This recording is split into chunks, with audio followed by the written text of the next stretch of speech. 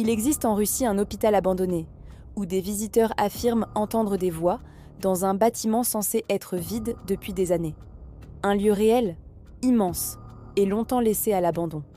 Bienvenue à l'hôpital de Kovrino.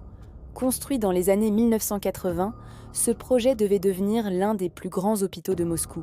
Un complexe moderne, ambitieux, mais très vite. Le chantier s'arrête. Problèmes techniques, erreurs de construction, instabilité du terrain. Le bâtiment est abandonné avant même d'être terminé. Et il reste là, inachevé, vide. Mais surtout, immense. Un labyrinthe de couloirs, de sous-sols, de pièces identiques. Et avec le temps, le lieu attire. Explorateurs urbains, curieux. Et leurs témoignages commencent. Certains parlent de bruit, des pas, dans les étages supérieurs, alors qu'ils sont seuls. D'autres évoquent des sons. Des voix très faibles, difficiles à comprendre. Comme si quelqu'un parlait à distance, mais impossible à localiser. Certains visiteurs racontent des expériences plus marquantes. Une sensation d'être suivi, dans les escaliers, très précise, comme si quelqu'un descendait derrière eux. Mais quand ils se retournent, personne. D'autres parlent d'une pression, pas physique, mais mentale, comme si l'ambiance du lieu changeait selon les zones.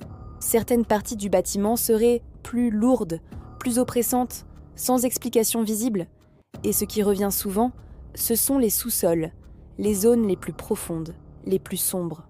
Certains affirment d'y avoir entendu des bruits très clairs, des mouvements, des objets déplacés, alors que personne n'y était. Certains groupes ont tenté d'enregistrer, audio, vidéo, et certains parlent d'anomalies, des sons inexpliqués, mais jamais validés officiellement. Et pourtant, les récits continuent, encore aujourd'hui, et ce qui intrigue, c'est la cohérence. Toujours les mêmes zones, toujours les mêmes sensations, toujours les mêmes types de phénomènes, sans lien entre les visiteurs.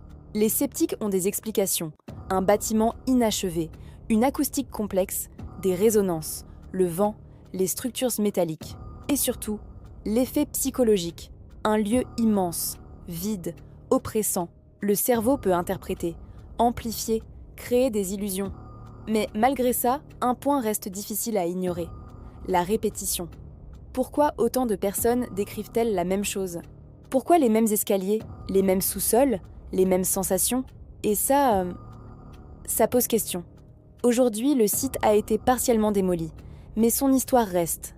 Et pendant des années, il a été considéré comme l'un des lieux les plus inquiétants de Russie. Alors, pose-toi cette question. Les phénomènes rapportés dans cet hôpital sont-ils simplement le résultat d'un environnement extrême ou la trace persistante d'une activité qui n'a jamais vraiment cessé ? Abonne-toi pour la suite de cette série, parce que certains lieux restent actifs même quand ils sont abandonnés. Et dis-moi en commentaire, tu descendrais seul dans un sous-sol d'hôpital abandonné, sans savoir ce qui t'attend ?